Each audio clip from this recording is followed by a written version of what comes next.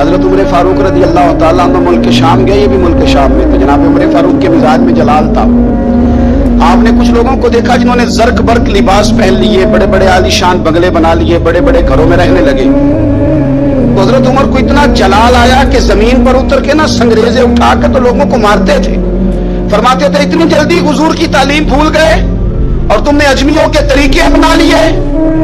اتنی تکلیف کے ساتھ حضرت عمر گفتگو کرتے، لیکن حضرت ابو عبیدہ سے ملتے تو فرماتے یار تھوڑی روٹی بھی کھایا کر، کبھی تو بھی کپڑے بدل لیا کر۔ اتنا فقر، اتنی سادگی، اولین لوگوں میں سے جن کے لیے لوگ مسلمانوں کا امیر المومنین بنانے کی باتیں کر رہے ہیں۔ حضرت عمر ملنے گئے تو کسی چٹائی کے ٹکڑے کی تہ 2-3 لگا کے گھوڑے پہ اس کو رکھ لیا جاتا تھا سواری کرنے کے لیے تاکہ پسینہ نہ آئے۔ اسی کو اتار کے نا تو سرہانہ بنا کے بیٹھے لیٹے ہوئے زمین پہ حضرت عمر ملنے گئے۔ تو حضرت عمر فاروق رضی اللہ تعالیٰ عنہ کو بھی اپنے ساتھ زمین پہ بٹھا لیا۔ تو حضرت عمر فرمانے لگے بہن تو روٹی کھانی ہے تجھ سے، دوست ہے میرا کھانا کھلا۔ تو کھانے لگے کھلاتے ہیں نا، کھلانا کیوں نہیں؟ یہ بھی لوگ تھے، اسی دھرتی پہ رہتے تھے، ان لوگوں کو نا کسی چیز نے اپنے قبضے میں نہیں لیا، نہ عورتوں کی باتیں انہیں بہلا سکیں، نہ بچوں کی خواہشات کے ہتھے چڑھے، نہ زمانے کی تیز دوڑ میں شامل ہوئے، نہ کسی کہانی کا حصہ بنے، نہ لوگوں کی یہ باتیں کہ دور بدل گیا، کوئی چیز ہیوی نہیں ہوئی، اس لیے کہ انہوں نے فقیری مدینے والے محبوب سے سیکھی تھی۔ فقر میرے نبی کریم علیہ السلام سے سیکھا تھا، فقر تازہ تھا، ذہن وسیع تھا۔ حضرت سیدنا عمر نے کہا روٹی کھانی ہے تو تھیلے میں ہاتھ ڈالا، 2 خشک ٹکڑے روٹی کے نکالے اور فرمایا کھا لے۔ حضرت عمر نے پکڑ کے منہ میں رکھے، چبائے اور جناب عمر رو پڑے۔ فرمانے لگے ہر بندے کو دنیا نے اپنے قبضے میں کر لیا ہے، لیکن ابو عبیدہ تو آج بھی بچا ہوا ہے۔ دنیا تجھے اپنے جال میں پھنسا نہیں سکی، تو قابو نہیں آیا، تو آج بھی اپنی جگہ پہ قائم ہے، تو وہیں کھڑا ہے جہاں مدینے والے محبوب نے ہمیں کھڑا کیا، تو وہیں کھڑا ہے یار۔ اتنے حسین آدمی، اتنا بڑا نام، اتنا بڑا قد، اتنا بڑا کردار، اتنا بڑا حسن، ہزاروں کی فوج کے سپہ سالار ہیں، اگر میں کہہ دوں چیف آف آرمی سٹاف ہے، میرا خیال ہے میری بات غلط نہ ہوگی، اتنی بڑی فوج کے سپہ سالار، اور اس فوج کے سپہ سالار جس میں کئی دفعہ سپاہی بن کے خالد بن ولید بھی لڑائی کر رہے ہیں، اتنی بڑی فوج کو کمان کرتے ہیں، لباس وہی سادہ، غذا وہی سادہ، انداز وہی۔ رومی بہت بڑی طاقت سمجھتے تھے اپنے آپ کو۔ جناب عمر کے زمانے میں ان کے خلاف لشکر کشی ہوئی۔ امیر کون ہے؟ حضرت ابو عبیدہ۔ ہاتھ میں تلوار پکڑی، گھوڑے پہ بیٹھے چلے گئے، محاصرہ کر لیا رومیوں کا، گھیر لیا۔ اب رومیوں نے کچھ تھوڑی سی مزاحمت کرنے کی کوشش کی، باہر آئے، لیکن کچھ بھی نہ ہو سکا، منہ کی کھا کے واپس اندر چلے گئے۔ کئی دنوں سے حضرت ابو عبیدہ کی فوج نے محاصرہ کیا ہوا ہے، جب تنگ آ گئے تو پیغام بھیجا کہ ہم صلح کرنا چاہتے ہیں۔ فرمایا صلح تو مسلمانوں کا پسندیدہ کام ہے، آ جاؤ۔ انہوں نے کہا جی ہم جزیہ دے دیں گے، ہم کسی طریقے مسلمانوں کے اطاعت میں آ جائیں گے، آپ ہم سے بات کریں۔ فرمایا بھیجو۔ ان کا سپہ سالار آیا، انہوں نے روب ڈالنے کے لیے نا مسلمانوں پہ سپہ سالار کو بڑے قیمتی کپڑے پہنائے، زرق برق لباس، عالی شان پوشاکیں، 5-7 لوگ ساتھ، یہ لوگوں کا طریقہ ہوتا ہے۔ وہ پریشر ڈالنے کے لیے لوگ کرائے کا مکان بھی خرید لیتے ہیں، کرائے کی کار بھی حاصل کر لیتے ہیں، لوگوں کے برتن بھی استعمال کر لیتے ہیں، کسی کے گھر سے فرنیچر بھی منگوا لیتے ہیں۔ تو آپ نے نا وہ زرق برق لباس پہنے ہوئے ان لوگوں کو آتے دیکھا۔ اب وہ بڑے اپنے انداز میں تو روب ڈالنے کے لیے آئے تھے نا، تو آ کے پوچھا مسلمانوں کے امیر کہاں ہیں لشکر کے؟ تو انہوں نے کہا ادھر ہی تھے، یہیں کہیں ہوں گے۔ بڑا حیران ہوا کہ ہم تو بڑے لاؤ لشکر کے ساتھ ہیں۔ یاد رکھ لیں روب کپڑوں کا نہیں ہوتا، روب کردار کا ہوتا ہے۔ پھر پوچھا کہاں ہے؟ نے کہا جناب وہ سامنے خیمے میں دیکھ لو۔ وہ خیمے میں گئے تو اتنی بڑی فوج کا سپہ سالار زمین پہ بیٹھے اور اپنے تیر سیدھے کر رہے۔ اب وہ بڑے زرق برق لباس میں کہنے لگا ابو عبیدہ بن جراح آپ ہیں؟ فرمایا میں ہی ہوں۔ کہا ملنا تھا؟ فرمایا آ جاؤ۔ کہنے لگا آپ تو زمین پہ بیٹھے۔ آپ فرمانے لگے ہمارے بزرگ زمین پہ ہی چلتے تھے، زمین پہ ہی بیٹھتے تھے، زمین پہ ہی کھاتے تھے، نیند آتی تھی تو زمین پہ ہی سو جاتے تھے۔ وہ حیرانگی سے کہنے لگا آپ اتنے بڑے سپہ سالار ہو کے اس طرح رہتے ہیں؟ فرمانے لگے میری ضروریات ساری پوری ہوتی ہیں، پھر بھی کبھی کوئی مشکل بن جائے تو میں تھوڑا سا قرضہ لے لیتا ہوں حضرت معاذ بن جبل سے، ان کو مشکل آ جائے تو مجھ سے لے لیتے ہیں۔ تو बिल्कुल सही गुजारा हो रहा है कि इस तरह क्यों बैठे हैं, ये क्या बात है? हमारे यहाँ लोगों का रोना धोना नहीं, रोज मकान कोई नहीं तो रो पड़े, बच्चे की शादी करानी है तो रो पड़े, ओहो जी क्या बताएं गरीबी बढ़िया तो रो पड़े। जमीन पे बैठे हैं, जमीन पे बैठ के खुश टुकड़े खा रहे हैं, पर कह रहे हैं बड़े मुतमईन है, यार क्या हुआ? कोई ऐसा मसला नहीं। अगर कभी मुश्किल आ जाए तो मेरे दोस्त है हज़रत मुआज़ बिन जबल, थोड़ा कर्जा ले लेता हूं, उनको जरूरत पड़े तो मुझसे ले लेते हैं। रूमी सुलह भी कर गए, बात भी कर गए, पर जहां जहां गए ना हजरत अबू उबैदा बिन जर्राह का फक्र भी बयान करते गए। फक्र भी साबिकून अल अव्वलून में से चमकते हुए सितारे हजरत अबू उबैदा बिन जर्राह रज़ी अल्लाह ताला। हजरत अबू उबैदा बिन जर्राह रज़ी अल्लाह ताला उन कुरून उला के लोगों में से जिन्होंने बिल्कुल इब्तदा में हुजूर के दस्ते अक़दस पर कलमा पढ़ लिया था, बिल्कुल शुरू में दारे अरकम के दिनों में, शायद उससे भी कबल हजरत सिद्दीक़ अकबर रज़ी अल्लाह ताला अन्हु की दावत पर ये मुसलमान हो गए। बिल्कुल शुरू के लोग हैं, वो जो 10 लोग जिन्हें हुजूर ने जन्नत की बिशारत दी, अशरा मुबशरा, उनमें नाम है हजरत अबू उबैदा बिन जर्राह का। सही बुखारी में हदीस है, नबी पाक सल्लल्लाहु ताला अलैहि वसल्लम ने फरमाया हर उम्मत का एक अमीन होता है, और फरमाया मेरी उम्मत के अमीन हजरत अबू उबैदा बिन जर्राह हैं रज़ी अल्लाह ताला अन्हु। अहले नजरान के कुछ लोग आए, उन्होंने अर्ज की हुजूर कोई एक शख्स हमारे साथ रवाना करे, और बंदा कोई अमानतदार हो, अमीन हो। तो हुजूर मुस्कुराए, फरमाया मैं तुम्हें ऐसा अमानतदार देता हूं कि वो इस तरह का अमानतदार है जिस तरह का किसी को अमानतदार होना चाहिए। खत्म हो जाती है उससे आगे पीछे ये सारी तारीफें। फरमाया इस तरह के अमानतदार को तुम्हारे साथ भेजता हूं, वो कौन है? फरमाया हजरत अबू उबैदा बिन जर्राह। इतने फजाइल जिस शख्स के हैं, आप लोगों की कमजोरी नहीं है, हमारी कमजोरी है। हमने चंद एक सहाबा के तज़किरे किए, बाकी बुजुर्ग तरीन शख्सियात उम्मत के सामने आने से वो इसलिए रह गई कि हमारी तरजीहात कुछ और चीजें थी, हमारे फिक्र की ज्वालानियों में कुछ और चीजों ने जोश ज्यादा मारा। हजरत अबू उबैदा बिन जर्राह वो खूबसूरत आदमी है कि इब्ने माजा में एक बड़ा अनोखा फरमान मौजूद है। इब्ने माजा में हजरत आयशा सिद्दीक़ा रज़ी अल्लाह ताला अन्हा से किसी ने पूछा कि नबी पाक सल्लल्लाहु ताला अलैहि वसल्लम को सबसे ज्यादा महबूब कौन है, हुजूर को सबसे ज्यादा प्यार किससे है? तो फरमाया सादी सी बात है, अबू बकर सिद्दीक से, उमर फारूक से। उस शख्स ने कहा नहीं मैं उनके बाद पूछना चाह रहा था। तो फरमाया ये भी बड़ी वाज़ेह बात है, उनके बाद मैंने हुजूर को जिनसे सबसे ज्यादा प्यार करते देखा हजरत अबू उबैदा बिन जर्राह है, सबसे ज्यादा मैंने मोहब्बत करते देखा। और मुस्लिम शरीफ में ये हदीस आपको मिलेगी, हजरत आयशा सिद्दीक़ा फरमाती हैं अगर हुजूर खुद अपने फरमान से खलीफा बनाते तो अपने बाद अबू बकर को बनाते, उनके बाद हजरत उमर को बनाते, उनके बाद बनाते तो अबू उबैदा बिन जर्राह को बनाते। इतना बड़ा आदमी हजरत अबू उबैदा बिन जर्राह रज़ी अल्लाह ताला, इतनी बड़ी शख्सियत। और पता है आपको इन पर सहाबा का एतमाद किस तरह का है? जब हुजूर अलैहिस्सलाम के विसाले ज़ाहिरी के बाद सहाबा बैठे ना, मीटिंग हो रही थी खलीफा बनाने के लिए, उम्मत का इजमा हो रहा था हजरत सिद्दीक़ अकबर पर। तो एक दूसरे से ना पूछा जा रहा था कि आपकी नजर में अगर बैत की जाए तो किसकी की जाए, आपकी नजर में बैत की जाए तो किसकी की जाए, आपकी नजर में अगर अमीर मुकर्रर किया जाए तो किसे किया जाए, आपकी नजर में खलीफा किसको होना चाहिए? तो उम्मत का इजमा जनाब सिद्दीक़ अकबर की तरफ था। तो हजरत सिद्दीक़ अकबर से पूछा गया आप बताइए अगर आप बैत करेंगे तो किसकी करेंगे? तो हजरत सिद्दीक़ अकबर ने कहा 2 लोगों की।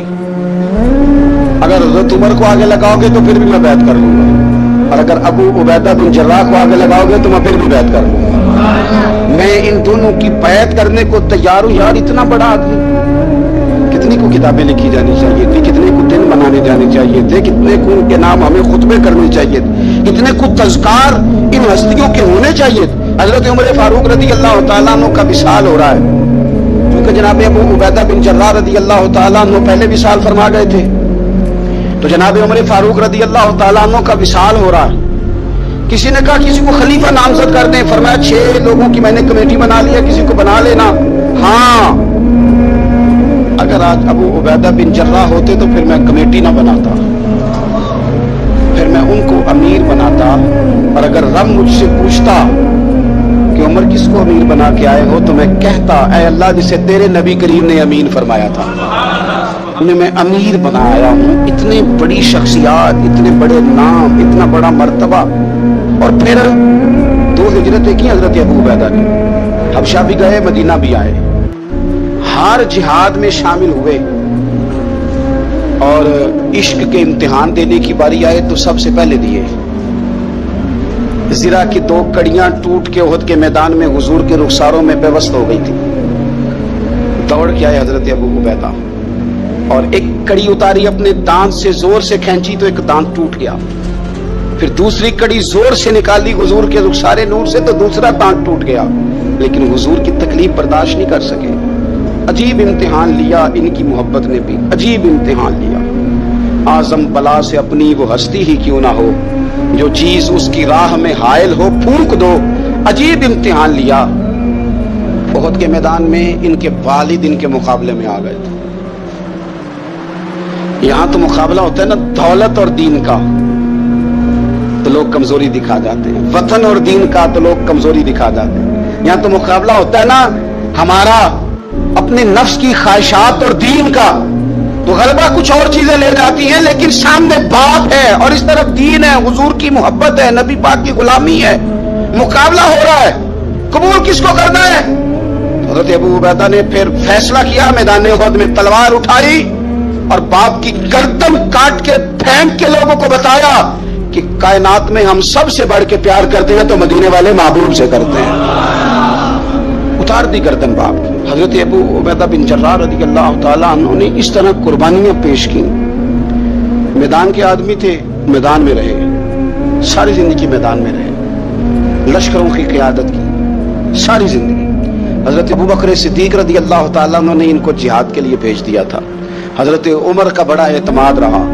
دوستی کس سے تھی؟ حضرت معاذ بن جبل سے۔ گہرے دوست کون تھے؟ حضرت خالد بن ولید۔ ان لوگوں سے گہری دوستی تھی۔ سادہ بود و باشت، سادہ کھانا، سادہ اٹھنا بیٹھنا، سادہ مزاج۔ حضرت ابو عبیدہ بن جراح رضی اللہ تعالیٰ عنہ اپنے گھر میں بیٹھ کے رو رہے تھے، روتے جا رہے تھے۔ تو کسی نے کہا کیوں رو رہے ہیں؟ مسند امام احمد بن حنبل میں موجود ہے، فرمانے لگے نبی پاک علیہ السلام نے مجھے ایک دن کہا تھا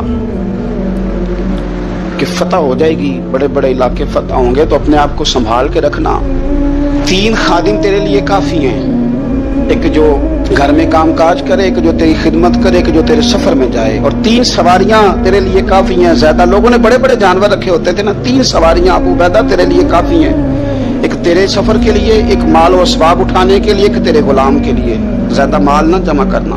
یہ بات کرتے ہوئے رو پڑے، فرمانے لگے ہم لوگ اس جگہ رہ نہیں سکے جہاں حضور نے کھڑا کیا تھا، میرا استبل گھوڑوں سے بھر گیا ہے اور میرے گھر میں غلام بھی زیادہ ہیں۔ حالانکہ صحابہ کہتے ہیں کہ کچھ ایسا نہیں تھا، لیکن چند چیزیں جو موجود تھیں ان پر بھی روتے تھے اور فرماتے تھے نبی پاک صلی اللہ علیہ وسلم نے فرمایا تھا قیامت کے دن میرے زیادہ قریب وہ شخص ہوگا کہ جس طرح میں چھوڑ کے جا رہا ہوں قیامت میں مجھے اسی طرح ملے۔ فرمانے لگے میں اس طرح نہیں رہ سکا، سوچتا ہوں نبی پاک کو کیا منہ دکھاؤں گا، کیا منہ دکھاؤں گا کریم کو۔ رو رہے ہیں گھر میں بیٹھ کے، رو رہے ہیں۔ ملک شام میں نا طاعون کا مرض پھیل گیا، حضرت ابو عبیدہ وہاں تھے۔ حضرت عمر نے خط لکھا، فرمایا جلدی آ جاؤ، آپ سے مشورہ کرنا ہے۔ آپ سمجھ گئے کہ عمر نا مجھے یہاں سے نکالنا چاہتے ہیں کہ مجھے مرض نہ لگ جائے۔ جواب لکھا، کہنے لگے مجھے پتا ہے جو مشورہ آپ نے کرنا ہے، میں مسلمانوں کو اکیلا چھوڑ کے نہیں آ سکتا، میں لشکر کا سپہ سالار ہوں، کیسے آ جاؤں، میں یہی رہوں گا۔ حضرت عمر نے خط لکھا کہ پھر آپ جابیہ کی جانب بھی چلے جائیں، تھوڑے سے وہاں موسم ٹھیک ہے، وہاں تشریف لے گئے۔ طاعون جب پوری طرح پھیل گیا تو منبر پہ کھڑے ہو کے حضرت ابو عبیدہ بن جراح نے خطبہ دیا، فرمانے لگے اس مرض سے گھبرانا نہ، تم سے بہت پہلے جو صالح لوگ تھے، نیک لوگ تھے، وہ اس مرض کی وجہ سے وصال کر گئے، یہ نیک لوگوں کی موت کا سبب بنا ہے، لوگوں گھبرانا نہ۔ فرمایا کرتے تھے میں تو دعا کرتا ہوں مجھے بھی خدا کی رحمت سے حصہ ملے۔ آپ جمعے کی نماز مسجد اقصی میں پڑھنے جا رہے تھے تو رستے میں طاعون کا حملہ ہوا، وصال ہوا طاعون کے مرض سے۔ عشرہ مبشرہ صحابی، امین امت، 58 سال عمر، جنازہ حضرت معاذ ابن جبل نے پڑھایا اور فرمانے لگے لوگوں پتہ ہے تمہیں آج کون گیا ہے؟ آج وہ گئے ہیں جنہیں حضور نے امین امت کہا تھا، آج وہ ہستی اٹھ گئی جنہیں نبی کریم علیہ السلام نے امین امت فرمایا تھا۔ حضرت معاذ ابن جبل نے جنازہ پڑھایا تو کچھ دنوں میں حضرت معاذ ابن جبل بھی طاعون کے مرض سے وصال کر گئے، ان پر بھی یہ حملہ ہوا۔ ملک شام میں حضرت ابو عبیدہ بن جراح کا مزار پر انوار ہے، حضور سے فقر سیکھا، زندگی فقیری میں گزاری۔ ان لوگوں نے کسی مقام پہ بھی اپنے آپ کو حضور کی تعلیمات سے پیچھے نہیں کیا، عظیم لوگ تھے۔ ان کی زندگیوں کو پڑھیں، ان کے اقوال کو سنیں، ان کے ارشادات پر غور کریں، اور بڑے اعلیٰ ظرف تھے۔ حضرت خالد بن ولید گورنر تھے صوبے کے، جناب عمر فاروق نے ان کو معزول کر کے حضرت ابو عبیدہ بن جراح کو تعینات کر دیا۔ ان کو جب تعینات کیا تو ادھر جنگ جاری تھی، انہوں نے نا وہ تعیناتی کا جو رکا تھا وہ جیب میں ڈال لیا، بتایا ہی نہیں، جنگ ہوتی رہی۔ حضرت خالد بن ولید کو کسی اور نے بتایا تو فرمانے لگے بعد میں آپ نے مجھے بتایا کیوں نہیں؟ آپ فرمانے لگے کوئی جلدی تو تھی نہیں، حالانکہ گورنر بنا دیے گئے اور جنگ ہو رہی تھی۔ میں نے کہا چلو بعد میں بتا دیں گے، کوئی مسئلہ نہیں۔ ایک دفعہ حضرت ابو عبیدہ بن جراح کو معزول کر کے حضرت خالد بن ولید کو سپہ سالار بنایا گیا، تو آپ فرمانے لگے سن خالد، اتنی خوشی مجھے اپنے سپہ سالار بننے کی ہوئی تھی، اس سے بڑھ کر تیرے بننے کی ہوئی ہے۔ کسی جگہ کسی عہدے کا لالچ نہیں، کسی جگہ کوئی دنیا داری نہیں، فقر، فقیری، درویشی، سادگی، حسن تھا، اشرا مبشرہ لوگوں میں سے تھے۔ اللہ کے حضور دعا ہے مالک کریم سمجھنے کی توفیق عطا فرمائے۔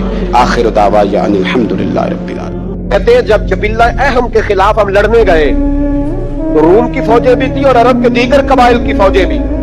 کہتے ہیں ہمارے سپہ سالار کا نام حضرت خالد بن ولید۔ اب تو گزارش ہی کرنی ہے، اب مدعا کیا سنانا ہے، اب تو بات کرنی ہے۔ فرماتے میں آگے بڑھا اور جیسے بھی ہوا میں نے حضرت عمار بن یاسر کو راضی کیا۔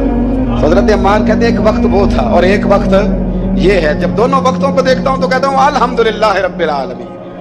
یہ ساری تعریفیں اس رب کے لیے ہیں جو تمام جہانوں کو پالنے والا۔ وقت دے معاملات کو، ٹائم دیں۔ آپ دیکھیں اللہ تبارک و تعالیٰ بڑا کریم ہے۔ حضرت سعد بن ابی وقاص نے قادسیہ میں حملہ کیا تو بدھ مت، عیسائی، یہودی سارے کٹے، قلعہ بند ہو گیا۔ چاروں جانب دیوار تھی قلعے کی، بڑی بڑی فصیل، لمبی چوڑی، بڑا لمبا چوڑا گیٹ۔ باہر نہیں نکلتے، باہر نکلے تو جان دو ایک علاقہ تھا وہ قلعہ بند ہو گیا۔ حضرت سعد بن ابی وقاص نے انتظار کیا، وہ باہر نہیں نکلتے، انہوں نے پہلے سے پلاننگ کی تھی، کو مہینے کا راشن لے کے وہ اندر چلے گئے۔ جناب سعد بن ابی وقاص کہنے لگے بھئی اب یہ دیوار تو گرانی پڑے گی، یہ دیوار کیسے؟ فرمانے لگے ایمان کی قوت سے۔ آپ نے نا انسانوں کی چار دیواری بنائی، اس دیوار کے گرد صحابی کھڑے کیے، توجہ میری طرف کریں، یوں چاروں جانب صحابہ کھڑے ہو گئے۔ جب صحابہ کھڑے ہوئے چاروں کونوں میں، اب یہودی، بدھ مت، عیسائی تینوں اندر ہے۔ حضرت سعد بن ابی وقاص نے کہا چلو بھائی ایمان کی قوت سے بولو۔ صحابہ بولے لا الہ لا الہ، خودی کا سر نہا لا الہ الا، خودی کا تیغ فسا لا الہ الا، خودی کا تیغ فسا لا الہ، اگر چبت ہے جماعت کی آستینوں میں، مجھے ہے حکم ازا لا الہ الا۔ وہ تین چار دفعہ کلمہ پڑھا تو دیوانے ہلنے لگا۔ حضرت خفاف بن ایما کی صاحبزادی بیوہ ہو کے آ گئی، بچے ساتھ تھے، سرے راہ جناب عمر سے ملی اور مل کے کہنے لگی حضور میں اس صحابی کی بیٹی ہوں جنہوں نے احد والے دن اپنے بیٹے کے ساتھ مل کے محاصرہ کیا تھا، بچے میرے یتیم ہو گئے ہیں، میں بیوہ ہوں۔ حضرت فاروق اعظم رضی اللہ تعالیٰ عنہ نے فہرست نہیں مانگی، خرچے کی ڈیٹیل نہیں مانگی، تم آنا فلانے سے ملنا، پرسوں 9 بجے آ جانا دفتر، یہ کوئی بات نہیں کی۔ حضرت عمر غور سے کھڑے، اس بیٹی کی بات سنی، چھم چھم سیدنا فاروق کی آنکھوں سے آنسو گرے، دوڑ کے گھر گئے، ایک اونٹ نکالا، وہاں سے مال غنیمت کا مال کے بھر کے 2 بوریاں، اور بوریوں میں کیا تھا؟ چاندی بھی تھی، نقدی پیسے بھی تھے، کچھ ضرورت کا سامان بھی تھا، غلہ بھی تھا، 2 بوریاں بھر کے اونٹ پہ رکھ کے خود لگام اس بیٹی کے ہاتھ میں تھما کے کا پتر سامان بھی تیرا ہے، اونٹ بھی تیرا ہے، اور یہ نہ سمجھنا یہی کچھ تجھے دیا ہے، جب یہ ختم ہوگا تو رب تیرے لیے اور بندوبست فرمائے گا۔ کیا مانا؟ کہ ڈیوٹیاں لگا دی گئی ہیں، ہمیں پتہ ہے یہ سامان کب تک ختم ہو جائے گا، پیسے کب تک ختم ہو جائیں گے، تیرے لیے میں نے نئے حکم بھی جاری کر دیے ہیں۔ ایک شخص نے کہا حضور ایک بیوہ کو آپ نے کچھ زیادہ ہی نہیں دے دیا؟ یہاں لوگ سیاسی تقسیم نہیں کرتے، تھوڑا کام والے کو دے دو، تھوڑا چوکیدار کو دے دو، تھوڑا گلی محلے میں دے دو، تھوڑا رشتہ داروں میں دے دو، سب ہمارے احسان کے نیچے رہیں گے۔ کہا ایک ہی خاتون کو آپ نے اتنا نہیں دے دیا؟ تو حضرت عمر ناراض ہو گئے، فرمانے لگے تجھے تیری مار ہوئے، میری نظروں میں آج بھی وہ جلوہ موجود ہے جب اس کا باپ اور بھائی میدان احد میں کافروں کے خلاف لڑائی کر رہے تھے، آج تک میری نظر میں موجود ہے۔ تو کہتا ہے میں نے زیادہ دے دیا۔ اولاد کسے نہیں پیاری ہوتی؟ بچوں کو دیکھ دیکھ کے بندہ کلیجہ ٹھنڈا کرتا ہے، اولاد کو دیکھ دیکھ کے آنکھوں کو سکون ہوتا ہے، انسان کی طبیعت شاش بشاش ہوتی ہے۔ حضرت عمر وظیفہ لگانے لگے تو حضور کے گھر میں خدمت کرنے والے حضرت اسامہ بن زید کا وظیفہ ڈبل لگایا اور اپنے بیٹے عبداللہ ابن عمر کا وظیفہ سنگل لگایا۔ تو حضرت اسامہ بن زید کہنے لگے ابا جی میں نے تو ہجرت بھی کی، جہاد بھی کیا، اسامہ تو ان دنوں بچے تھے۔ تو حضرت سیدنا عمر فاروق جواب میں کہنے لگے پتر، اسامہ کے والد زید نے بھی حضور کے گھر میں نوکری کی، اسامہ بھی نوکری کر رہا ہے۔ حضرت عمر کی شان کیا ہے زمانہ جانتا ہے، پر پھر بھی حضرت عمر فرمانے لگے تو نے اپنے باپ کے ساتھ ہجرت کی، فرمایا ان کی خدمت زیادہ ہے حضور کے گھر میں، لہذا ان کا وظیفہ بھی زیادہ لگایا جائے گا۔ چادریں آئی تھی مال غنیمت میں، ڈھیر ساری چادریں، ڈھیر ساری۔ حضرت عمر نے صحابہ کرام علیہم رضوان کی ازواج پر، صحابیات پر وہ چادریں تقسیم کر دی۔ ایک چادر بڑی خوبصورت نکلی اندر سے، تو سب کہنے لگے حضور یہ نا خاتون اول کے لیے سوٹ کرے گی، آپ کی اہلیہ کے لیے سوٹ کرے گی، کبھی آپ گھر لے جائیں نا، یہ سب سے بہتر ہے۔ تو یہ حضرت عمر کی بالغ نظری ہے، وہ کیا بنتا ہوا جس کی ہر جگہ نظر ہی نہ ہو۔ حضرت سیدنا عمر فاروق رضی اللہ تعالیٰ عنہ کہا جناب یہ چادر بڑی حسین ہے، آپ کے گھر والوں پہ جچے گی۔ تو حضرت عمر فرمانے لگے نہیں، ایک صحابیہ ہیں حضرت ام سلید رضی اللہ تعالیٰ عنہ، انہیں بلاؤ، یہ چادر انہیں دوں گا۔ حضور اس خاتون کو یہ چادر دینے کی وجہ بھی تو بیان کریں۔ تو حضرت عمر فرمانے لگے جب احد میں ڈھیر سارے لوگ زخمی ہو گئے تھے اور بھگدڑ مچ گئی تھی اور حالات خراب ہو گئے تھے، تو فرمایا میں نے اپنی آنکھوں سے دیکھا کہ اس ایمرجنسی کی حالت میں بھی جناب ام سلید مشکیزہ پکڑ پکڑ کے زخمیوں کو پانی پلا رہی تھی۔ اس خاتون کی خدمات ہیں امت کے لیے، اس نے ڈیوٹی کی ہے صحابہ کے لیے، لہذا اس عورت کا زیادہ حق بنتا ہے کہ اس کو یہ اعزاز دیا جائے۔ میرٹ کی بنیاد پر تقسیم ہوگی، رشتہ داری کی بنیاد پر، تعلق کی بنیاد پر نہیں ہوگی، اس کا حق زیادہ بنتا ہے، اس کا درجہ زیادہ بنتا ہے، خدمات زیادہ ہیں، اس نے اپنی ڈیوٹی زیادہ اچھے طریقے سے سر انجام دی ہے۔ جب تک چیزیں آپ وسعت قلبی نہیں لاتے اپنی طبیعت میں، جب تک آپ گنجائش زیادہ پیدا نہیں کرتے، اتنی دیر تک حالات اس طرح کے نہیں ہوتے۔ پھر ایک اور مصیبت بن گئی ہے، وہ مصیبت ہے لیول کی۔ یہ کام میرے لیول کا نہیں، جب آپ اپنے لیول سے نیچے اتریں گے، پروٹوکول سے ذرا نیچے اتریں گے اور چھوٹی چھوٹی باتوں پر خود توجہ دیں گے، چھوٹی چھوٹی چیزوں پر۔ حضرت عمر جمعہ پڑھا رہے تھے، ایک صحابی دیر سے آئے۔ اب یہ نماز کا پوچھنا، جمعے کا پوچھنا، مطلب حکمران صاحب تو اوپر لیول کے ہیں، وہ تو پوچھیں گے کہ جناب میرے ساتھ تو آپ قومی سطح کا بندہ بٹھائیں، یہ والی باتیں۔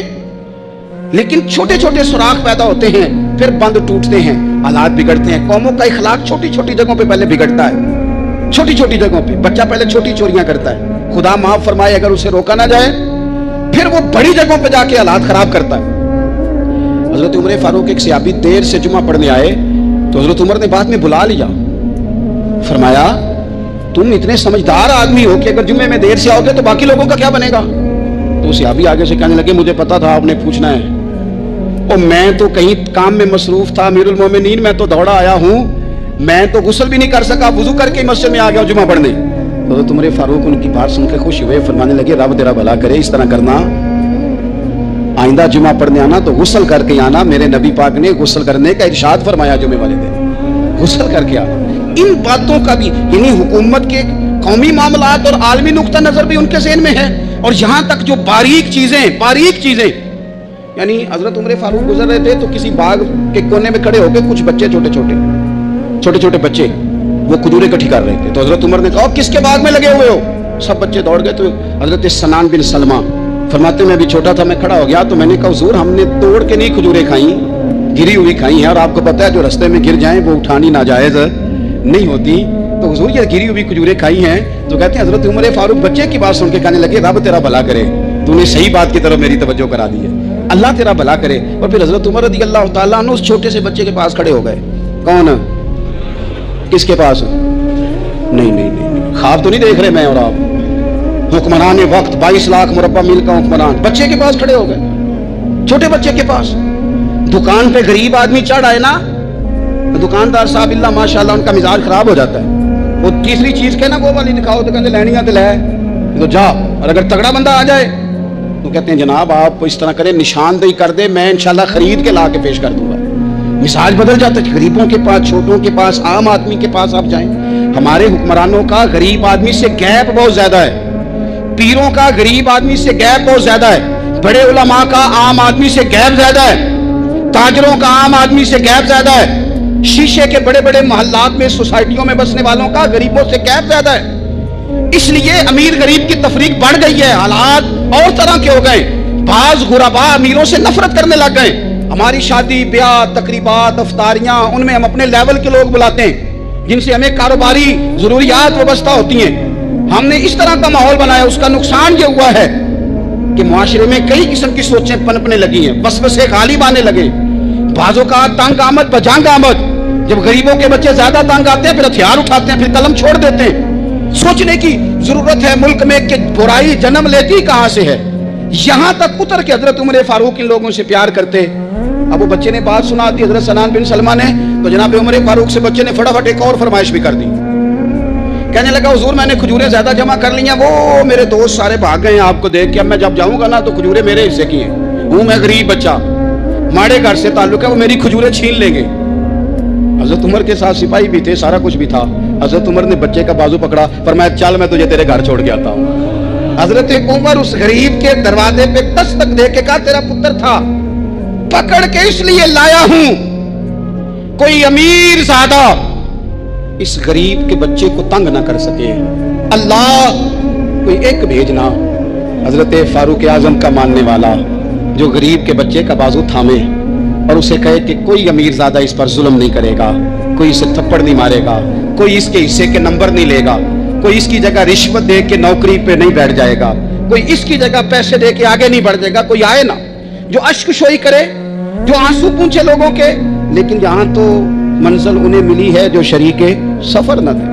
میرے عزیزو, اس نہج پر دین نے ہمیں اسباق پڑھائے. اس نہج پر حضرت عمر چھوٹی چیزوں کا, مسجد نبوی شریف میں آپ نے دیکھا دو لوگ اونچی آواز میں بات کر رہے ہیں, تو حضرت عمر نے فرمایا انہیں بلا کے لاؤ. بلا کے لایا, فرمایا تمہیں پتہ نہیں یہ حضور کی مسجد ہے؟ لا ترفعوا اصواتکم فوق صوت النبی, اے پائے نظر ہوش میں آ, یہ کوہ نبی ہے. آنکھوں سے بھی چلنا یہاں بے ادبی ہے. پتہ نہیں وہاں سارے نعرے غلط ہیں, کسی کے مرد آباد کا نعرہ ہو تو وہ بھی غلط, اور کسی کے زندہ آباد کا نعرہ ہو تو وہ بھی غلط. وہاں ایک کی نعرہ صرف اچھا لگتا ہے, وہ کیا ہے؟ یا رسول اللہ انظر حالنا, یا حبیب اللہ اسما. وہاں ایک کی نعرہ اچھا لگتا ہے کہ سونے آ گئے ہیں, نظر کرم ہو جائے. یا رسول اللہ پہنچ گئے ہیں, روزے پہ دوالے نے غلامہ دیاں ٹولیاں, او دیکھو ایک پہ سن گئے کروڑاں دیاں بولیاں. وہاں یہی نعرہ اچھا لگتا ہے, لب واہ ہیں, آنکھیں بند ہیں, پھیلی ہیں جھولیاں, کتنی مزے کی بھیک تیرے پاک در کی ہے. اور قربان جاؤں اپنے امام پر, اس قلم پہ باری جس سے وہ لکھا کرتے تھے. کہنے لگے کعبے کا نام تک نہ لیا, طیبہ ہی کہا. پوچھا جو تھا کسی نے کہ عظیمت کدھر کی ہے, ان کے طفیل حج بھی خدا نے کرا دیے, ورنہ اصل مراد حاضری تو اس پاک در کی ہے. تو حضرت فاروق اعظم رضی اللہ تعالیٰ عنہ نے نا دو لوگوں کو بلایا اور بلا کر کے فرمانے لگے کہاں کے رہنے والے ہو, کہاں سے آئے ہو؟ نے کہا جی ہم طائف کے رہنے والے ہیں. فرمایا تمہیں پتہ نہیں یہ نبی پاک کا روزہ ہے, حضور کی مسجد ہے, یہاں آواز اونچی نہیں کرتے, تمہیں خبر نہیں؟ اور پھر حضرت عمر فرمانے لگے اگر تم مدینے کے رہنے والے ہوتے تو میں تمہیں کوڑے مارتا, میں تمہیں سزا دیتا. تمہیں پتہ نہیں کہ کس طرح کا مزاج اور ماحول ہونا چاہیے. تو حضرت فاروق اعظم رضی اللہ تعالیٰ عنہ کی جو خدمات ہیں, آپ تو بازاروں میں جب جاتے تھے نا تو فرماتے تھے ہمارے بازار میں صرف وہ بندہ آ کے کام کرے جو دین کا علم جانتا ہے, جسے تجارت کے اصول پتہ ہیں, وہ آئے. دوسرے کو بیٹھنے نہیں دیتے تھے. اپنے مزاج کے لحاظ سے, اپنی طبیعت کے لحاظ سے مخلوق کے لیے دلوں میں نرمی رکھتے تھے, مزاج میں نرمی. ایک بات آپ نے کئی دفعہ سنی ہوگی, میرا بڑا دل کرتا ہے پھر سے اس کو دہراؤں. میں نے اسے سینکڑوں بار پڑھا ہے. جب طبیعت پوری بے چین ہوتی ہے اور اپنی ذمہ داریوں کا احساس کرنے کو دل کرتا ہے نا, تو پھر خیال آتا ہے کہ ہم بھی پڑھیں ذرا ان چیزوں کو. بار بار پڑھتا ہوں تاکہ احساس ذمہ داری پیدا ہو. آپ کے غلام اسلم فرماتے ہیں رات کو میں اور جناب عمر نکلے تھے تو ایک مکان میں ہم نے دیکھا کہ ایک عورت نے نا, اس کے بچے بار بار شور کر رہے ہیں اور وہ کچھ پکا رہی ہے, آواز آ رہی ہے. تو حضرت عمر نے دروازے پہ دستک دی. کون ہے دروازے پہ؟ کہا میں ایک غلام ہوں. حضرت عمر کہتے ہیں غلام ہوں. بہن کیا مسئلہ ہے, بچے کیوں رو رہے ہیں؟ تو بی بی کہنے لگی تمہیں کیوں بتاؤں، جاؤ نا اپنا کام کرو۔ حضرت عمر نے اصرار کیا تو تلخ لہجے میں، جس سے غصہ نہیں کر جاتے حکمران، councillor, chairman, M P M ناراض نہیں ہو جاتے، اس تلخ لہجے میں بی بی کہنے لگی دعا کرو اللہ میرے اور عمر کے درمیان قیامت میں فیصلہ کرے۔ کیسا حکمران ہے کہ اس کی حکومت میں میرے بچے بھوکے سوتے ہیں، یہ میں نے پانی میں روڑے ڈال کے چڑھائے ہیں، لیکن یہ پیٹ کی بھوک یہ بڑی ڈاڈی ہوتی ہے، یہ نیند بھی نہیں آنے دیتی۔ خیال تھا رو دو کے سو جائیں گے، پر سو بھی نہیں رہے۔ حضرت فاروق اعظم دوڑے گئے، گھر سے سامان، اناج، غلہ کندھے پہ رکھا۔ خادم کہتے ہیں میں نے کہا کہ مجھے دے دیں، فرمانے لگے چل تو وعدہ کرنا قیامت میں بھی میرے بوجھ اٹھائے گا۔ تو حضور نہیں، وہ تو میرے بس کی بات نہیں۔ فرمایا پھر مجھے کرنے دے۔ دوڑے آئے، اس خاتون کے دروازے پر لا کے وہ چیزیں رکھی، کہا بہن اگر تو پردہ کر لے تو یہ غلام نا آج کھانا پکا دے تیرے بچوں کو۔ پھر وہ گھی چڑھا کے، چینی ڈال کے، کچھ سامان پکتا تھا وہ کھانا پکایا۔ غلام کہتے ہیں جب پھونکے مارتے تھے تو داڑھی سے دھواں نکلتا تھا، آگ جلاتے تھے دھواں نکلتا، پھر کھانا پکایا، پھر ان بچوں کو کھلایا۔ پھر حضرت عمر فاروق رضی اللہ تعالیٰ عنہ نے تھوڑے پیچھے بیٹھ گئے تو بچوں کے ساتھ اس طرح کی باتیں کرنے لگے کہ وہ ہنس پڑے۔ جناب اسلم کہتے ہیں بچے اس بیوہ کے ہنستے تھے، بچے ہنستے تھے اور عمر روتے تھے۔ جب وہ ہنستے تھے تو فاروق روتے تھے، پھر وہ بچے آہستہ آہستہ لیٹنے لگے، اور جب وہ سونے کی طرف بڑھنے لگے تو حضرت عمر کہنے لگے بہن میں جاؤں؟ کہنے لگی رب تیرا بھلا کرے، میرا کلیجہ پھٹ جاتا اگر میرے بچوں کو آج شام بھی روٹی نہ ملتی۔ تو سیدنا فاروق اعظم رضی اللہ تعالیٰ عنہ کہنے لگے پھر تو میرے لیے دعا کرے گی؟ کہنے لگی میں دعا کرتی ہوں اللہ عمر کی جگہ تیرے جیسا کو نیک آدمی بٹھا دے۔ حضرت عمر کہنے لگے ایک چھوٹی سی گزارش بھی مان لو گی؟ کا کیا؟ فرمانے لگے کوئی یہ میری خدمت اگر پسند آئی ہے تو عمر کو معاف نہیں کر دیتی؟ غلطی ہو گئی، اسے پتہ نہیں تھا۔ اپنے منہ سے کہنے لگے سیانا بھی نہیں، باشعور بھی نہیں، اسے چاہیے تھا خلافت کی ذمہ داریاں نہ لیتا، لیکن حضرت صدیق نے کہا تو وہ مان گیا۔ لیکن بہن میں اسے جانتا ہوں، بزدل بڑا ہے، کمزور بڑا ہے، ضعیف بڑا ہے، اگر تو قیامت میں اس کی شکایت لگائے گی تو بڑا کمزور پڑ جائے گا، اس کے لیے مشکل ہو جائے گا۔ تو کہنے لگی اچھا اگر تو اتنی سفارش کرتا ہے تو جا، میں نے عمر کو معاف کیا۔ حضرت فاروق اعظم نے چہرے سے کپڑا ہٹایا تو بی بی کہنے لگی اوہو آپ عمر ہیں؟ تو آپ فرمانے لگے میں جو بھی ہوں تو وعدہ کر چکی ہے کہ تو نے عمر کو معاف کیا۔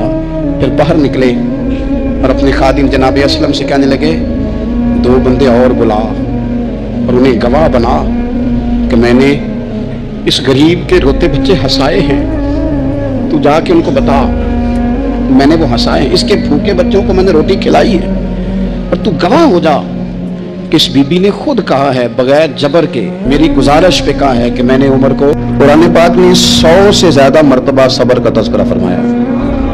اتنی بڑی بات کو سمجھیے گا کہ 100 سے زیادہ مرتبہ قرآن پاک نے تذکرہ کیا ہے صبر کا، اور مختلف انداز میں۔ کہیں فرمایا کہ وبشر الصابرین، اے محبوب صبر کرنے والوں کو خوشخبری سنا دیجیے۔ کہیں فرمایا ان اللہ مع الصابرین، بے شک اللہ صبر کرنے والوں کے ساتھ۔ تو مختلف انداز میں مختلف طریقوں سے اللہ تعالیٰ نے صبر کا تذکرہ فرمایا۔ سوسائٹی کے اندر، معاشرے کے اندر اور مسلمانوں کے اخلاقی رویوں کے اندر اگر صبر کو داخل کر لیا جائے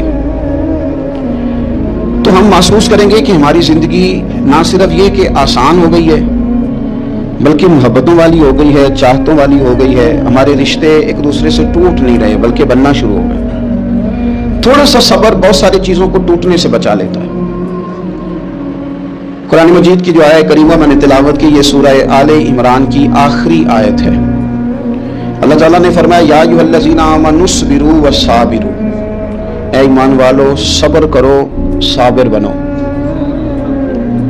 اے ایمان والو صبر کرو اور صابر بنو۔ کیا مطلب؟ پہلے صبر کا مطلب یہ ہے کہ اگر تمہیں کوئی ذاتی تکلیف پہنچے تو اس پر صبر کرو۔ وصابروا، اس کا معنی یہ ہے کہ اگر دشمن کے مقابلے میں کسی اور کی طرف سے کوئی تکلیف آئے تو اس پر بھی صبر کرو۔ پھر فرمایا ورابطوا، اور ہمیشہ کمر بستہ رہو، اسلامی سرحدوں کے پہرے دار رہو۔ واتقوا اللہ، اللہ سے ڈرتے رہو۔ لعلکم تفلحون، اس امید پر کہ اللہ تمہیں کامیابی عطا فرما دے، تم فلاح پا جاؤ۔ یا ایھا الذین آمنوا اصبروا وصابروا، اے ایمان والو صبر کرو اور صابر بنو۔ صبر کرو، صابر رہو۔ यानी जो जाती तकलीफ है उस पर भी सब्र करो, और मुसाबरा का माना सामने से आने वाली तकलीफ। अगर बीमारी आ गई, कोई परेशानी आ गई, कहीं कोई अपना दुनिया से चला गया, तो ये जाती तकलीफ है, इस पर भी सब्र करना। और अगर अपनों ने, बेगानों ने कोई तकलीफ पहुंचा दी, कोई अजियत दे दी, वो अजियत कई सूरतों में हो सकती है। ताना भी एक अजियत है, तंज भी एक अजियत है, किसी शख्स के बारे में गलत कलिमा कहना भी एक अजियत है, और मुकाबले में खड़े हो जाना, लड़ाई करना, ये भी एक अजियत है। इस पर भी सब्र करो, वराबितू, और इस तरह करो कि कमर बस्ता रहो, जद्दोजहद करते रहो। वत्तकुल्लाह, अल्लाह से डरो, लअल्लकुम तुफ्लिहून, ताकि तुम कामयाब हो जाओ। सब्र जब आप करते हैं ना, और सब्र का इरादा करते हैं, तो अल्लाह ताला सब्र की तौफीक भी अता फरमाता है। हमने ये देखा है कि हमारे पास नेमतों की कमी नहीं, हमारे फ्रीजर खुराक से भरे हुए, हमारे दस्तरखानों पे अनवा अकसाम की चीजें चुनी हुई हैं, हमारी अलमारियों में कई हमारे लिबास तैयार शुदा लटके हुए, हमारी जेबों में हमारी जरूरत का सरमाया अल्लाह ने हमें दे दिया। लेकिन इसके बावजूद जो लोग एक दूसरे से प्यार नहीं कर पा रहे, जो एक दूसरे के करीब नहीं जा पा रहे, तो उसकी वजह यह है कि सब्र नहीं रहा, हौसला नहीं रहा, किसी चीज को बर्दाश्त करना हमारे मिजाज का हिस्सा ही नहीं रहा। और फिर चूंकि उम्मत मुस्लिमा ने इनकलाब बर्पा करना था, दुनिया को पैगाम हक देना था, अगर इनके अंदर हौसला ही नहीं होगा, अगर इन्हें सब्र ही नहीं करना आएगा, इस्तकामत ही नहीं होगी, कहीं रुकना ही नहीं आएगा, तो ये मैदानों को सर कैसे करेंगे, कामयाबियां कैसे इनका मुकद्दर बनेगी। रमजान मुबारक में भी माहौल ये हो कि इफ्तारी से 1 घंटा पहले नजर पूरी टिक जाए घड़ी पे, और थोड़ा सा भी सब्र मुश्किल हो। और रमजान मुबारक में सहरी के वक्त में अगर दही वाली दुकान पे भी झगड़ा ही हो रहा हो, और शाम को सामान खरीदने में भी अगर बहस ही हो रही हो, तकरार हो, झगड़ा हो, तो फिर सीखा क्या? फिर वो जो हमें तरबियत दी जा रही थी कि हमने सब्र करना है, तो फिर हमने उसमें हासिल क्या किया? हदीस पाक सुनेंगे, आपकी तबीयत बड़ी ठंडी होगी।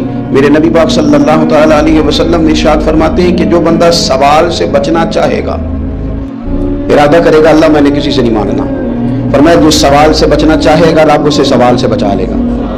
और जो लोगों से बेनियाज होना चाहेगा, कहेगा या अल्लाह मुझे दुनियादारों का मोहताज ना बनाओ, अपनी बारगाह से अता फरमा। जो लोगों से बेनियाज होना चाहेगा अल्लाह लोगों से बेनियाज कर देगा। और फरमाया जो सब्र का इरादा करेगा अल्लाह उसे सब्र की तौफीक भी अता फरमा देगा।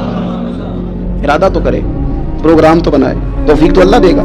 जो सब्र का इरादा करेगा अल्लाह सब्र की तौफीक भी अता कर देगा।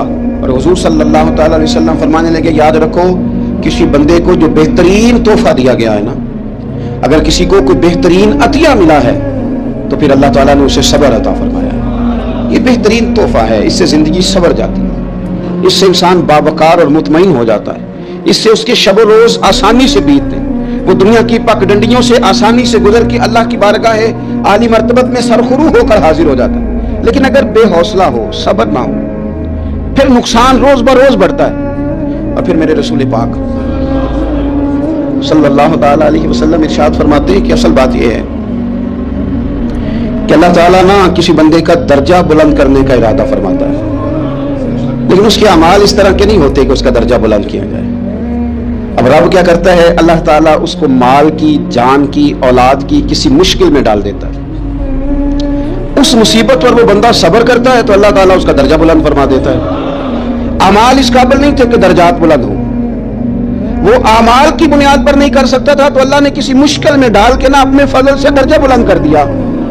अब जो राह तरीकत का मुसाफिर था, जो सलूक की मनाजिल तय कर रहा था, जो अल्लाह रसूल के करीब जाने चाह रहा था, उसके लिए कितनी आसानी हो गई कि मुजाहिदा तो ज्यादा ना कर सका, कसरत से नफली सौमो सलात का बंदोबस्त तो ना कर सका, थोड़ा सा सब्र किया, रब ने अपना और अपने महबूब का कुर्ब अता फरमा दिया। तो ये तो आप सब्र करने के लिए जब निकले हैं तो आपने तो रब रसूल को पा लिया। ये सब्र तो वो वाला सफर है जिसकी जो मंजिल है वो अल्लाह रसूल का कुर्ब है।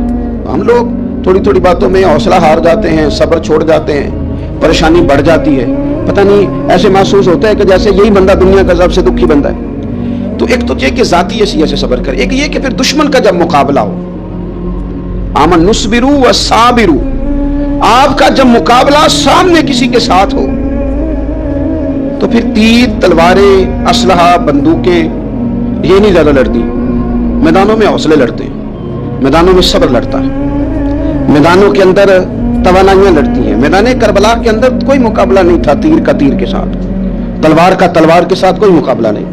मैदान करबला के अंदर जुल्म का सब्र से मुकाबला था। फतह के डंके यजीद ने बजाए थे, जश्न इब्ने ज़ियाद ने मनाया था, लेकिन क़यामत तक अल्लाह ने जो फतह अता फरमाई है तो वो हुसैन इब्ने अली के सब्र को अता फरमाई है। सैयदना इमाम अली मकाम के सब्र को मिली। अजीज भाई, सब्र ही हमेशा फाते होता है, सब्र ही जीता करता है, सब्र ही कामयाबियां देता है। नतीजे सब्र के निकलते हैं, सब्र के हौसले के नतीजे होते हैं। हमारी जल्दबाजी हमें शिकस्त खुर्दा कर देगी, हमारा हौसला ना होना हमें हरा देगा, हम कमजोर पड़ जाएंगे अगर हम बेहौसला हो जाएंगे। सुनो, मेरे नबी पाक अलैहिस्सलाम ने तरबियत की। हुजूर अपनी उम्मत को दर्स देते हैं। हुजूर फरमाते हैं, पहले तो कोशिश ना करो कि तुम्हारी दुश्मन से लड़ाई हो, इस चक्कर में ही ना पड़ो कि लड़ाई हो। मुसलमान अमन वाले, ये पुरअमन लोग हैं, ये अमन पसंद हैं, ये दाइये अमन हैं, ये मुआशरे में मोमिन होना अमन की अलामत है। फरमाया पहले तो ये प्रोग्राम ही ना बनाओ कि तुम्हारी लड़ाई हो, और फरमाया फिर अगर हो जाए ना तो फिर सब्र के साथ मुकाबला करो, फिर डट के मुकाबला करो। फिर याद रखो ये जो जन्नत है ये तलवारों के साए में है, जन्नत तलवारों के साए में तुम्हें मिलेगी। फिर डटना सीखो। पहले तो बात यह कि तुम ये इरादा ही ना करो लड़ाई, और अगर कभी हो जाए तो लोगों को बताओ कि हैं हम पुरअमन लोग, पर दीन के लिए खड़ा होना हो तो फिर हमसे ज्यादा किसी को खड़ा भी नहीं होना आता, फिर हमसे ज्यादा किसी के पास ताकत भी नहीं। हजरत मौला अली शेर खुदा रज़ी अल्लाह तआला अन्हु के जमाने में कुफर के साथ एक जंग हो रही थी, तो काफिरों ने ना जासूस भेजे कि यार पता तो करो मुसलमानों की तैयारी किस तरह की है। तो जासूस वापस जाके कहने लगा समझ कोई नहीं आई उनकी, वो तो राहब किस्म के लोग हैं, सूफी किस्म के लोग हैं, वो तो कटे हुए हैं दुनिया से, मुसल्लों में बैठ जाते हैं, रात को तो लगता है दुनिया से ताल्लुक ही कोई नहीं, लेकिन सवेरे उठ के मैदान में तलवार लेके निकलते हैं तो लगता है इनसे बड़ा मुजाहिद ही कोई नहीं। ये अजीब लोग हैं कि रात को मुसल्ले में बैठे तो लगता है कट गए दुनिया। ये सूफी लोग हैं, दरवेश हैं। यही मुसलमान की शान है। ओ हल्का यारा तो बरे शम की तरह नर्म, रिज़ में हक को बातिल हो तो फौलाद है मोमिन, इधर आ सितमगर हुनर आजमाए, तू तीर आजमा हम जिगर आजमाए। हम तुझे अपना हौसला बताते हैं कितना है, देख हमारे हौसले से टकरा के देख ये कितना ताकतवर और मजबूत है। तो अजीज भाई, अगर जिंदगी में आपको सब्र करना आ गया, मैं बड़े दिनों से ये उन्वानात बयान कर रहा हूँ, और आज तो खुसूसी तौर पर रमजान शरीफ के इस जुमे में मैं अपील करना चाहता हूँ आपसे कि कमजोर बातें करनी छोड़ दें, मायूसी के जुमले अपनी जिंदगी से निकाल दें। हम मुसलमान हैं। आप बीमार हो गए हैं तो ये भी खुदा का फजल है, गुनाह माफ होंगे। अगर अल्लाह ताला ने फकीर बना दिया, गरीबी आ गई है, तो ये भी फजल है, अमीरों से पहले जन्नत में जाएंगे। अगर अल्लाह तबारक व तआला ने किसी जगह आपको मकान नहीं दिया और दूसरे को दे दिया है, तो आप वो लोग हैं जो अजीम सुन्नत अदा कर रहे हैं सैयदना बिलाल हबशी की। अगर किसी जगह कोई कमजोरी आ गई है, कोई पीछे रह गए हैं, तो ये खुदा का फजल है। अल्लाह ताला ने चाहा हमारे लिए जो फैसला था हम उस पर राजी हैं, लेकिन अपनी जिंदगी और शिकवे इतने बढ़ा लिए हमने, इतने बढ़ा लिए कि लोगों से शिकवे करते करते रब रसूल से भी शुरू कर दिए। गुलाम भी कभी शिकवा करता है, आका का भी शिकवा होता है, बंदा भी कभी शिकवा करता है, रब का भी शिकवा होता है, ये भी कभी होता है। आप न माने पर यह शिकवा है कि मैं बड़े डॉक्टरों के पास गया हूं, आराम नहीं आया। न माने पर यह शिकवा है, मैंने कभी किसी को सताया तो नहीं पर मेरे हालात नहीं ठीक होते। आप न माने पर यह शिकवा है कि फलाने के पास दौलत ज्यादा है, उसने पता नहीं वो आगे निकल गया और मैं पीछे रह गया। न माने पर यह शिकवा है। किससे कर रहे हो? रब रसूल से। ओ हस बोले ते ओदी मेहरबानी, असां ते लाड ही लड़ावने। किससे शिकवा कर रहे हो? खुदा के बंदो, गुलाम गुलामी करते हैं, तो शिकवे करते हैं कोई। हजरत उम्मे सलमा रज़ी अल्लाह तआला, शौहर का नाम है अबू सलमा, बेटे का नाम है सलमा। कहती हैं मैं, मेरा शौहर, मेरा बेटा, तीनों, छोटा बेटा मेरा, हम निकले मक्का मुकरमा से मदीना तैयबा जाने के लिए। एक ही बेटा है, खानदान जमा है, शौहर की गोद में बेटा, ऊंट के पीछे मैं। फरमाती है मदीने की सरहद आ गई तो मेरे मेके वाले आ गए, कहने लगे अबू सलमा नहीं ले जाने देंगे मदीने अपनी बेटी को। मैंने कहा मैं मुसलमान हूं, मैं तो अपने शौहर के साथ मदीने जाऊंगी। उन्होंने कहा नहीं जा सकते, तूने जाना है तो जा, हमारी बेटी नहीं जाएगी। जबरदस्ती मुझसे उन्होंने मुझे मेरे शौहर से अलग किया। कहती है फिर मेरे शौहर के कबीले वाले आ गए, वो कहने लगे अगर तुम अपनी बेटी को नहीं ना जाने देते तो ये जो हमारा पोता है ये हमारी नस्ल है, तुम्हारा नहीं, इसे हम नहीं जाने देंगे। वो बच्चा अपनी तरफ खींचते थे, मैं अपनी तरफ खींचती थी। मदीने की सरहद पे ये झगड़ा जमीन के लिए नहीं हो रहा, मकान के लिए नहीं हो रहा, हुजूर के मदीने जाने के लिए हो रहा। हुजूर के मदीने जाने के लिए हो रहा, मदीने जाने के लिए हो रहा। लंघ कई महीने ते बरस गए तो तेरी दीद नूं दीदे ही तरस गए। उन्होंने बच्चा खींचा, मैंने अपनी तरफ खींचा, मेरे बच्चे का बाजू उतर गया। फरमाती है मेरे शौहर मदीने चले गए, बेटा मेरा मेरे ससुराल वाले ले गए, मुझे मेके वाले ले गए। आज भी कुछ सियाने बंदे कहते हैं इसको निकाल दो और बच्चे छीन लो। उनका भी ख्याल था कि बेटा ले जाएंगे ना तो अबू सलमा भी मदीने से वापस आ जाएगा, ये भी वापस आ जाएगा। और यार इतना बड़ा भी जालिम कोई नहीं होगा जो माँ बाप से बच्चे जुदा करे। फरमाती हैं कि वो ले गए छीन के, मैं मेके चली गई। लोग रोटी खाते थे, मेरे हलक से नहीं गुजरती थी। जमाना सोया करता था, मैं सो नहीं पाती थी। बेटा कहाँ, शौहर कहाँ, मैं कहाँ। उम्मे सलमा कितनी देर तकलीफ काटी। उम्मे सलमा कहने लगी लोगों 1-2 दिन नहीं पूरा साल बीत गया, पूरा साल। पर जे सोना ही मेरे दुख विच राजी, जे सोना ही मारो मारो मैनू मार मुकाओ, मैं कोई उजर ना पेश ले आवा, और जे सोना ही मेरे दुख विच राजी, फिर सुख नू चुल्ले डावा। फरमाया साल बीत गया, लोग सुबह उठ के काम काज पे लग जाते, कपड़े बदलते, ड्यूटियां करते, और मैं सवेरे उठ के उस जगह आ जाती जहां मेरा शौहर और मेरा बेटा बिछड़ा था। मैं सारा दिन रोती, आहोसारी करती, हुजूर के मदीने की तरफ मुंह करके मैं तड़पती। साल बीत गया, साल, एक हफ्ता नहीं निकलता बच्चों के बगैर। बड़े बड़े सियाने लोग परदेश जाते हैं तो बच्चों की फोटो देख देख के रोते हैं, लेकिन कहती है माँ थी, बेटा बिछड़ा और फिर बेटा बीमार हो और माँ से जुदा हो, कितनी तकलीफ का मंजर है। आप फरमाती है कि 1 साल बीत गया और मैंने किसी की मिन्नत नहीं की, मैंने कोई शिकवा नहीं किया, इसलिए कि जिस हाल में रब रसूल रखे। ये हौसला, ये सब्र, ये तवानाई। 1 साल के बाद मेरे चचा का बेटा मेरे पास से गुजरा, तड़पते देख कर कहने लगा मेरी बहन तू सारा दिन रोती रहती है। तो मैंने कहा भाई तुम्हें क्या बताऊं, इसका शौहर चला जाए, बेटा जुदा हो जाए, वो क्या करेगी। फरमाते उसने जाके मेरे बाप से, अपने वालिद से, मेरे खानदान वालों से कहा इसकी सजा कब खत्म होगी। इस गरीबनी का कसूर ये है कि ये मदीने वाले का कलमा पढ़ती है, इसकी गलती ये है कि ये मुसलमान हो गई है, दीन हक कबूल कर लिया, क्यों नहीं तुम ख्याल करते। कहते उनके दिल नरम हुए, वो रजामंद हुए मुझे मदीने जाने में। फिर उसने कोशिश की मेरे ससुराल पैगाम भेजे, कब बस करो, और बच्चा तो चिड़िया का जुदा हो जाए तो वह तड़पा करती है, और तुमने एक जीती जागती माँ का बेटा जुदा किया है। वो भी नरम हुए, रब ने असबाब बनाए, मेरा बेटा मुझे मिला। कहने लगे तू रह जा। मैंने कहा नहीं, तुम मुसलमान नहीं हो, तुम्हें पता नहीं ना, मैं यहाँ नहीं रह सकती, मुझे मदीने ही जाना है। अकेली इतना सफर, जंगलों का रास्ता, पहाड़ी रास्ता तय कर लोगी। मैंने कहा मैं कर लूंगी। जिन्हों वेख के ठर दियां अखियां ने, जिन्हों वेख के ठर दा सीना है। रब्बा तेरी सारी खुदाई च एक की ते शहर मदीना है। कहती मैं ऊंट पे बैठी, बेटा मैंने गोद में बिठा लिया, मैं सफर करने लगी, पर दिल में खटका था कि इतना लंबा सफर, बेटा छोटा है, कैसे करूंगी। कहते मुझे उस्मान बिन तला मिल गए। कहने लगे कहां जा रही हो बहन। मैंने कहा मदीने। कहने अकेले जाओगी। मैंने कहा जाना तो है ना, कोई साथ चले न चले, पर शहर रसूल तो जाना है ना। आप फरमाती है मैंने उस्मान बिन तलहा से नेक बंदा कोई नहीं देखा, मेरे ऊंट की लगाम थाम ली। जब मुझे ऊंट पे बिठाते थे ना, ऊंट बिठा के चले जाते थे, मैं बैठ जाती थी तो आके लगाम थामते। जब कहीं मुझे उतारते थे तो ऊंट बिठा के चले जाते थे, मैं उतर जाती थी तो ऊंट को बांधते थे। सोना होता था तो ऊंट बिठा देते, मैं उतर जाती, वो दूर जाके लेट जाते। फरमाती थी फिर मेरे लिए मेरे रब ने असबाब पैदा किए और मैं मदीना पहुंची। मैं शौहर से मिली और लोगों मेरे नसीब देखो, मैं रहने कहां लगी, हुजूर के मदीने में, शहर रसूल में, शहर रह पाए नजर होश में आ, ये कुव्वे नबी है। मैं हुजूर के हरम की जमीन और कदम रख के चलना, अरे सर का मौका है ओ जाने वाले, मदीने के खित्ते खुदा तुझको रखे, गरीबों फकीरों के ठहराने वाले। कहती है मैं वहां बसने लगी। आप फरमाती है मुसलमानों, शायद मुझसे ज्यादा तकलीफ किसी ने न सही हो, पर देखो 1 साल पूरा मैं तकलीफ में रही, और जब मेरा सब्र साल को पहुंचा, सब्र की उम्र 1 साल हुई, तो फिर रब ने बंदोबस्त किया। फिर मेरे घर वाले भी नरम हो गए, ससुराल वाले भी नरम हो गए, रब ने मेरे आने जाने के लिए एक बंदे का बंदोबस्त भी फरमा दिया। फिर मेरा शौहर तक भी मैं पहुंच गई, मुझे मदीना तो रसूल भी नसीब हुआ। 1 साल मैंने सब्र किया था, रब ने मुझे मुस्तकिल मदीने का ठिकाना अता फरमा दिया। लेकिन जो बंदा सब्र ही न कर पाए, जो सब्र ही न, जो कहे जी बड़ी दूर से आया हूँ, बड़ी देर हो गई, बड़ा टाइम हो गया, कब जाके मसला हल होगा, वो जो आपने बताया था वो तावीज़ कब असर करेगा, वो दुआ कब कबूल होगी, वो फलाना मामला कब, भाई ये डेट तो आपको रब रसूल ही दे सकते हैं। बंदा तो कोई इत्तला ही देगा, पैगाम ही देगा, दुआ ही करेगा।